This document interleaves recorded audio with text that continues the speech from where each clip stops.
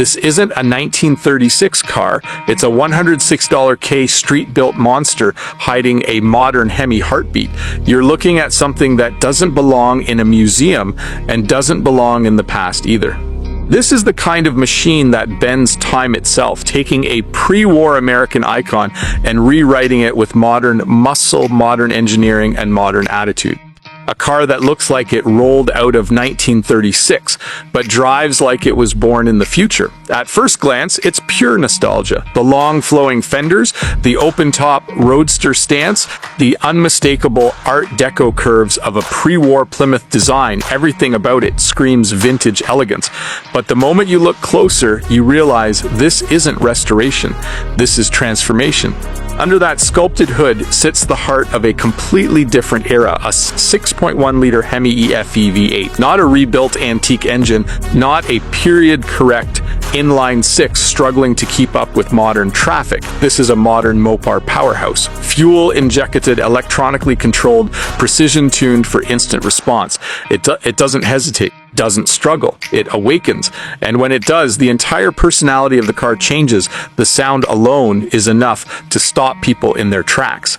Deep, mechanical, and aggressive, but refined. It's not chaos. It's controlled violence, the kind of exhaust note that echoes off buildings and makes modern sports cars feel suddenly quiet, suddenly ordinary.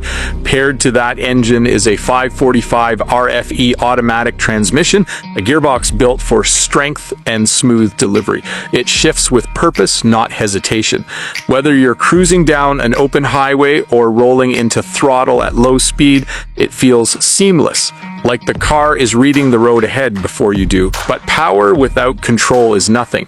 That's why this build goes deeper than just horsepower. The chassis has been completely re-engineered with a TCI suspension setup, bringing modern handling dynamics into a body that was originally designed in an era before highways even existed as we know them. That means tighter cornering, improved stability, and a ride quality that doesn't punish you for driving it.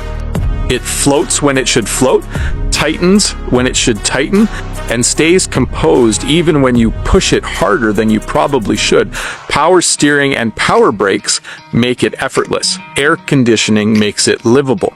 This isn't a trailer queen that only comes out on sunny weekends for photos. This is a street rod built to be driven, enjoyed, and experienced. Inside, the story continues in a subtle contrast between old-school charm and modern convenience. The cabin still respects its vintage roots in shape and feel, but everything beneath it has been upgraded for usability. You're not wrestling with the car, you're commanding it. Every input feels lighter, more precise, more intentional. It's a reminder that luxury doesn't always come from screens or tech overload. Sometimes it comes from making something old feel effortless again. And then there's the presence, because this car doesn't just sit still, it occupies space. The proportions of the 1936 Plymouth Roadster are naturally dramatic. Long hood, low stance, open cabin. It looks fast even when parked.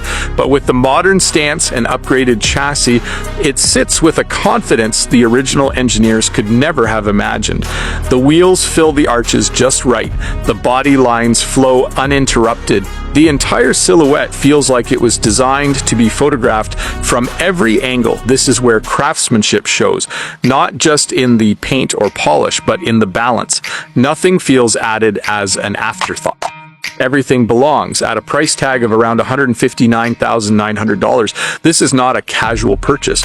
It's a collector-grade, award-winning street rod built for someone who understands what it takes to merge two automotive worlds without compromise. The kind of build that takes vision, fabrication skill, mechanical precision, and countless hours of refinement to get right. And that's what makes it special. It's not trying to be original. It's not trying to be modern. It exists in its own category entirely, an evolution of what hot rodding has always been about, taking something iconic and pushing it beyond its limits. Imagine pulling up in this at night. The engine gently idling, the exhaust pulsing like a heartbeat. People don't just look, they pause, because they're trying to understand what they're seeing. A 1936 Plymouth shape, but with the stance, sound, and authority of a modern performance machine. It's the kind of car that doesn't just get attention, it creates moments, and when you finally press the throttle, even lightly, the response is immediate. The HEMI doesn't ask for permission. It delivers power with confidence, pushing the Roadster forward with a surge that feels far too modern for something with this silhouette.